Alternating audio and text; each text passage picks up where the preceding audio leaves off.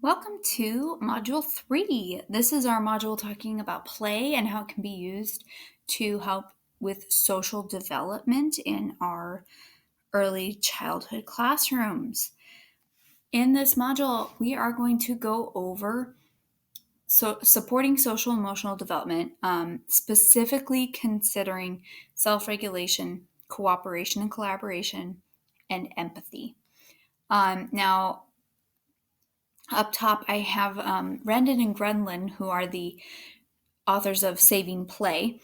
They discuss in their chapters that social emotional learning is essential at all levels, which we all know, but it is particularly important in early childhood where great amounts of growth are happening, and where those kids are actually initially learning those skills.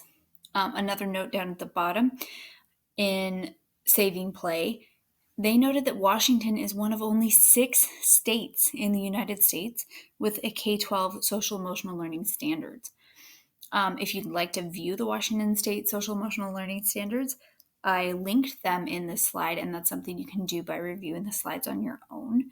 And that'll take you to Washington State OSPI website and those Washington State standards. This powerful quote is from Peter Gray, and I got this out of Purposeful Play.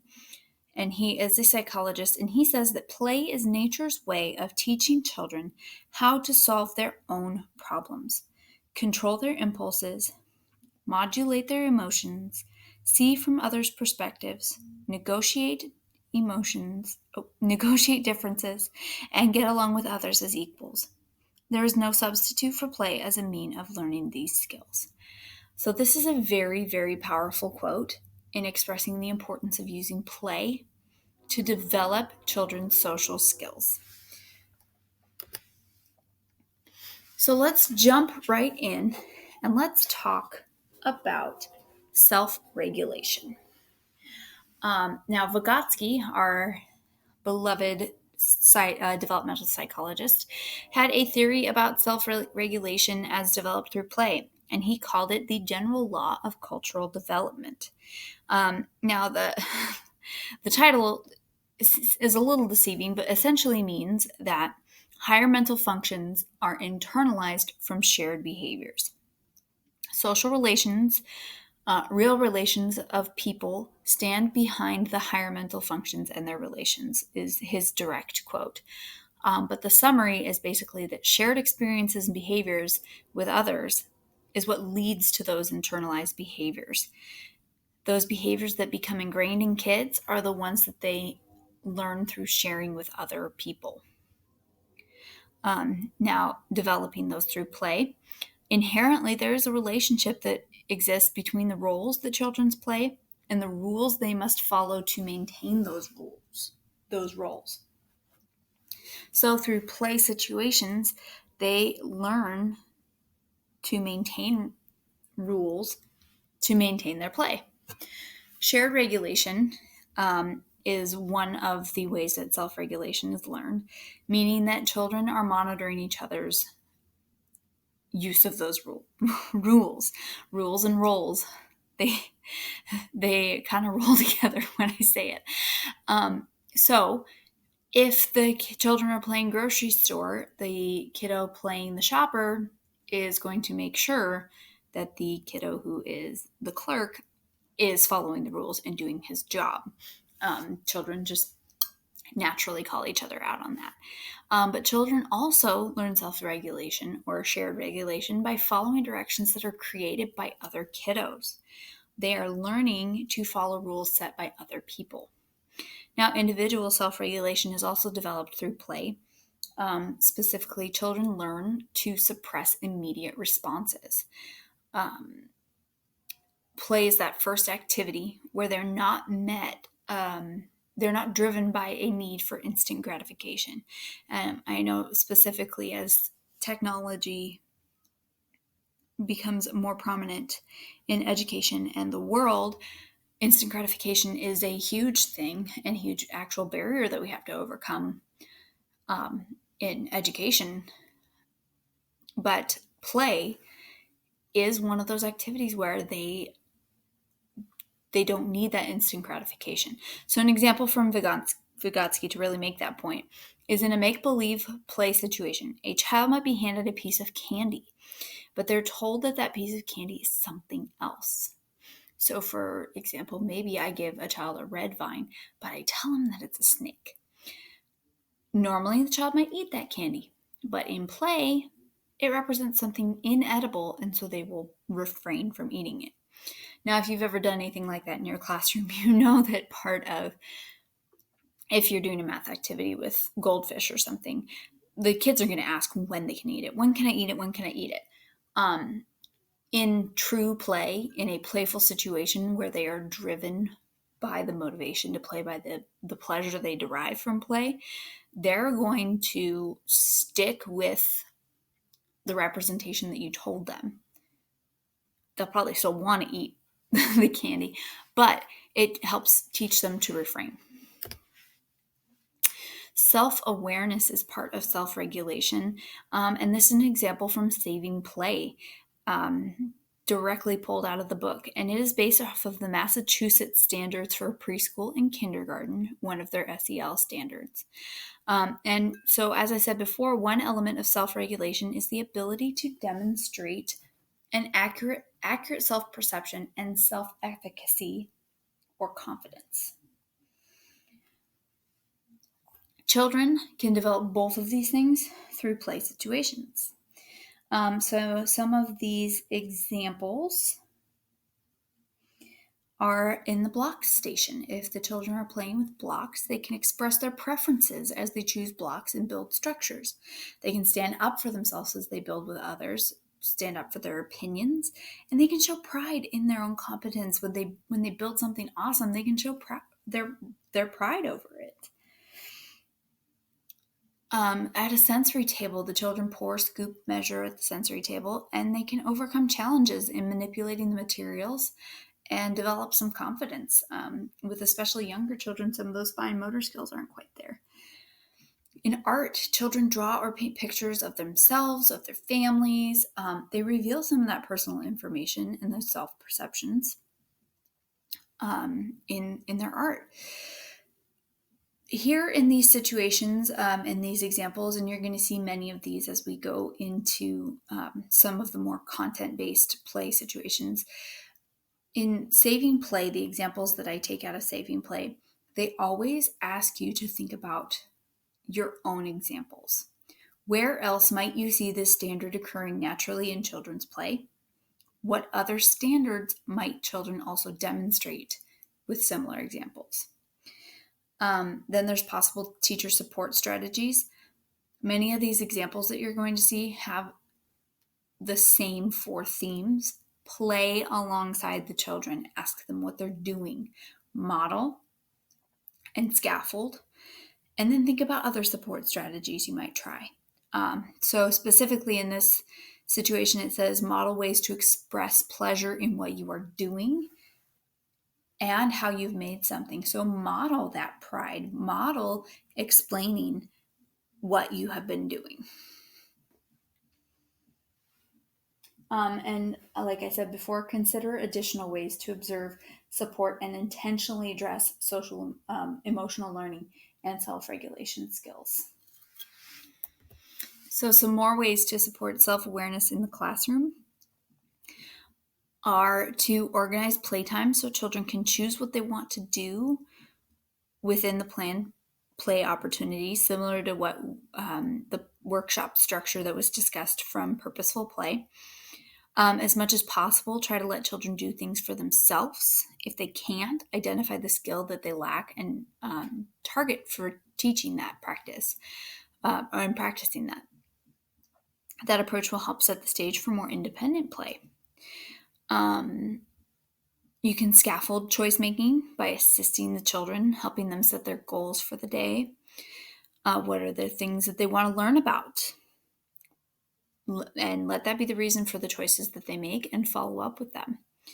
Another environmental change you can make to help support self-awareness is to add a mirror and encourage children to look at themselves and think about what they see.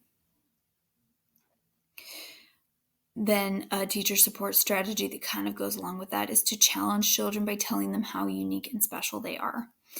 And tell them how you like them exactly as they are, just as they look in the mirror, and help them feel that self-confidence.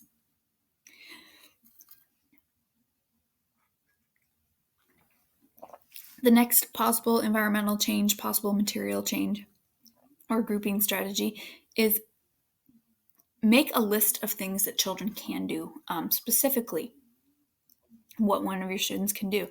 Put on a coat, put on shoes, comb their hair, brush their teeth. With our older kiddos, you can bring in more content, math skills, reading skills, art skills. And so make a list of accomplishments, things that they are able to do independently. And the teacher support strategy that aligns, as a provocation, invite the children to identify and demonstrate their skills to you or to one another. So give them a chance to show off what they can do. Make sure that each child has something they can do, and use it as an opportunity to identify things they do well and express that to others. Give them a chance to show off a little bit. I know that there's a fine line between showing off too much and showing off appropriately, but give them a chance to build that self-confidence. Another possible material environmental change or grouping strategy is to recognize during play when they accomplish something, especially when it connects to a standard that you are targeting as a personal learning goal. So be specific about what they did and how they showed what they did. Find those moments of celebration and celebrate them so that the kiddos see them too. Then you can reflect with the children about how it feels to accomplish things. Remind them that this is the fun part of learning. It's feeling satisfied about what we did, feeling satisfied about what we learned, and feeling good about ourselves. Now, in the bottom row, it encourages you to think about your own classroom. What other materials, environmental changes, grouping strategies might you provide? What support strategies might you try? What can you do to think about self-awareness, self-confidence, self-perception in working with your kiddos? And using play to do that, using situations where they're having fun and being successful through that. Okay, cooperation and collaboration, two of the most important social skills that children can learn through gameplay specifically, are socially acceptable forms of cooperation. And he says competition, Dr. Elkind does, from The Power of Play. Cooperation is huge. Now, cooperation and competition, again, Dr. Elkind talks about competition in his chapters, but they are not fixed traits. Somebody being competitive doesn't have to be competitive always. Also, competition is natural. It is a natural feeling, and it can just get out of hand if it's not balanced, and it can be balanced by cooperation. Games can help develop both. So we'll talk a little bit more about play in like a classroom setting. Dr. Elkind here talks a little bit more about games with rules and structured games. Okay, so this is a case study from the book Power of Play, and it kind of talks about how cooperation is built through case study. Not necessarily something that can happen in a classroom. The ideas can maybe be utilized. Just a very interesting study of how this happened. So investigators brought together two groups of 11-year-old boys with similar backgrounds. And this was in the state of Oklahoma. Investigators, so all of the boys were complete strangers, and the two groups attended two different summer camps. So they were completely separated from each other. So cooperation. Each group of boys was presented with different problems that they had to resolve by working together. So, for example, they were given materials to make dinner, but they had to decide how to prepare and serve. After 1 week, the groups were cohesive, they had named themselves, they had chosen leaders, they became groups. And the names that they chose were Rattlers and Eagles. So, introducing competition. After 1 week, the groups were told about each other. They didn't know that the other group existed before this. Naturally, they wanted to compete with each other. They heard about another group of similar boys and said, let's meet these guys. Let's see if we can beat them at some games. So the investigators provided them with a set of competitive games with prizes. And the competition got out of hand. The group started retaliating after losses. There was a game of, I think, capture the flag or tug of war. And when one team won, the other team retaliated by burning their flag. So the investigators realized they needed to step in and decided to try to resolve by providing them with social events, movies, meals together, trying to encourage them to socialize and become more friendly. But instead, the battles continued.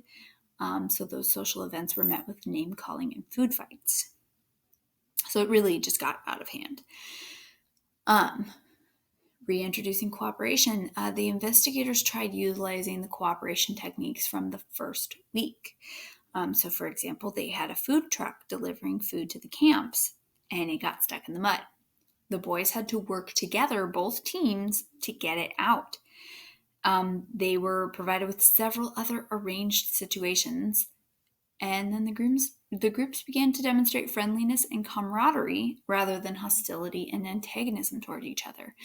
So, just a very interesting case study where cooperation helped them to become cohesive, and then cooperation ended up helping to alleviate the competition when things got out of hand.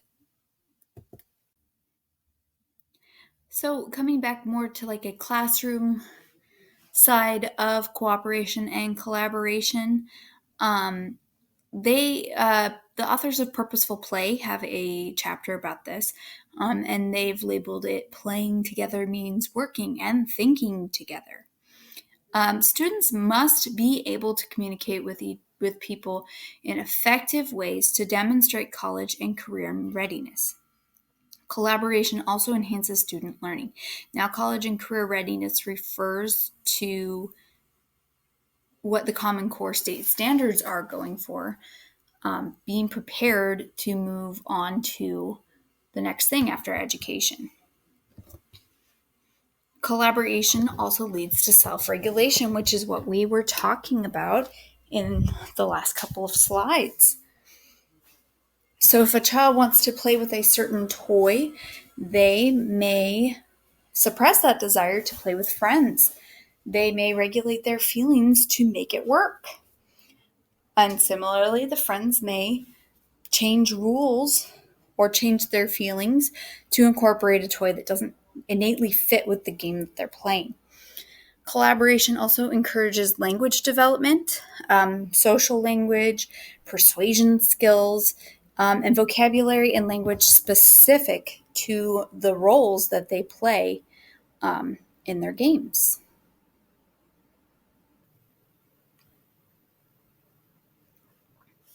So, specifically thinking about teaching collaboration, in Purposeful Play, they have several of these examples of possible teaching sessions.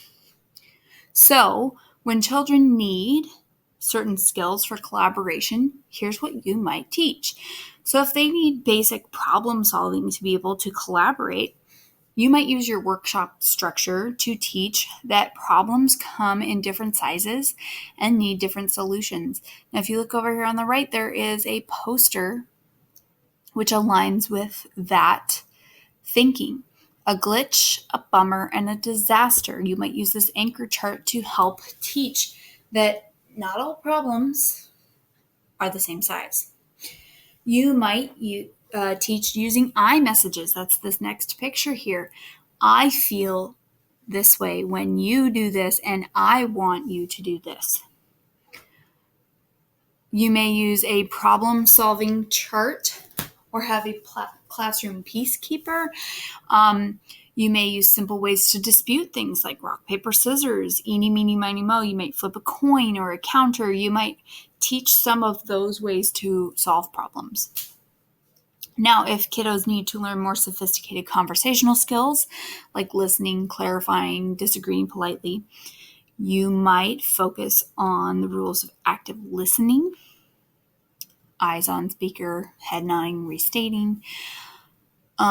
You may talk about, if you look over here in this picture, conversationalists, what they do to be part of a conversation.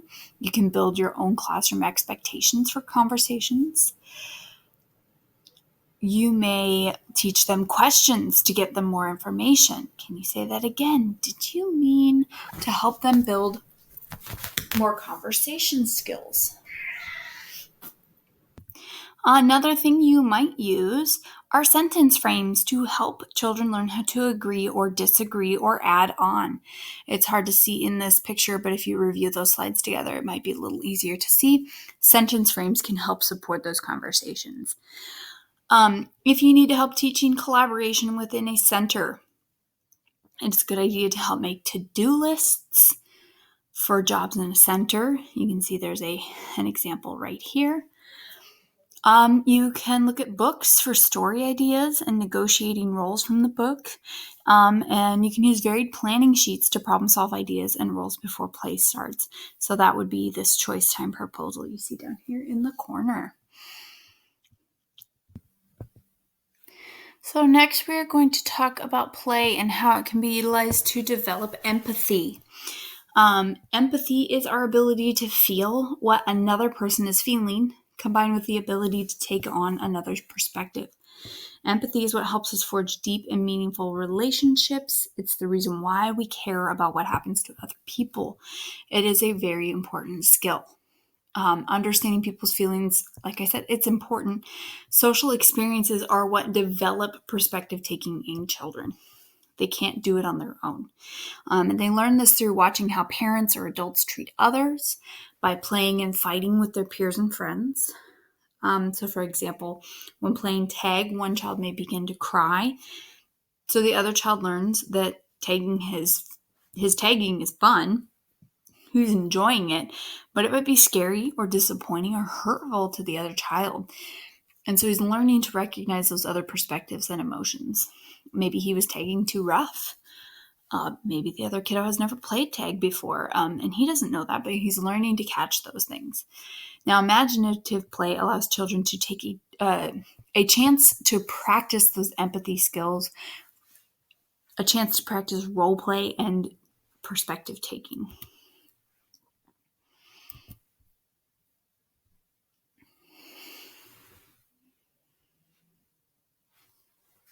So, one example from Saving Play is identifying and understanding emotions. This is one of the first steps in developing empathy.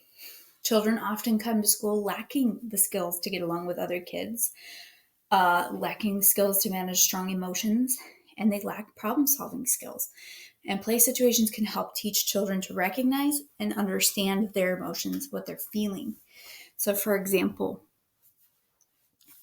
music area. The children can listen to different kinds of music and identify their emotional tones. Sad, happy, dramatic, calm. How do they feel? Art. They can express their emotions through various open-ended art projects. They don't need to have a lot of structure to be able to express those emotions. In the writing center, children can express emotions as they communicate in their writing with others. And then, like I said earlier with the Saving Play examples, they always draw you back to your own classroom. Where else might you see the standard coming naturally in play? What other standards might children also demonstrate? Possible teacher support strategies. Same for play alongside, model, scaffold. And what other strategies might you try? Playing alongside them, you might hold up a mirror so they can see themselves, so they can see their face and then identify what they're feeling. You can ask what expressions they see. You can model emotions with facial expressions as you read books or as you play. There's a great example that if playing restaurant, you might model both an angry and a happy customer and make sure you explain, pretend that I'm mad, that you haven't taken my order. Or, hey, let's pretend I'm really enjoying your food. Scaffolding, you can provide assistance by helping them act out and express their own feelings through a play situation, maybe not in the heat of things. Okay, so here are some teaching situations from purposeful play, very similar to the one for collaboration. You can help them understand a range of emotions by teaching that faces and bodies tell us how people are feeling, and we can use that information to act differently.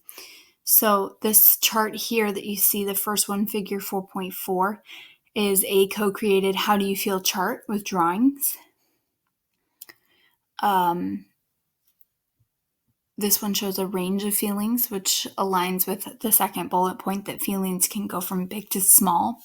Sometimes we might use a word like sad or mad, but we might mean something else. So this chart here, the third chart, figure 4.6, it's a chart that names similar feelings so that you can use precise language to help us name and change our feelings. If children need help calming down or changing feelings from negative to positive, you might teach signs you're getting too excited, like a fast heart, lots of thoughts, feeling like you might explode, flipping your lid. And so there's an I feel I need chart that you can use. I really think the flipping the lid lessons are excellent for those as well. Strategies to calm your body, hand massages, pretzel arms, a drink of water, deep breathing. There's a lot of really excellent strategies for self-regulation and self-calming that you can use. You can create little cards for. Here is a hallway space that they've dedicated for a body break. I know that a lot of the schools in the Burlington Edison School District have calm down corners, so we have something similar. You might also want to teach that you can change the message your brain is giving you. Stop and think, what can I say to change my mind? This is a personalized chart, figure 4.9, made to help offer strategies for changing your mood. Finally, if children need to learn an ability to read and react to others' faces and bodies when they're playing, you might teach using words to get more information. You might ask questions. How do you feel? What do you need? Are you okay?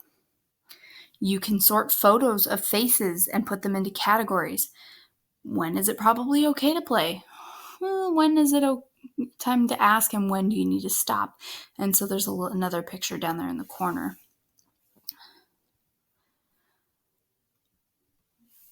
So this is a peek into the classroom. It is an example of a direct instruction lesson which directs empathy. This was a teacher, Yvonne, who has gathered her class to the circle on the rug.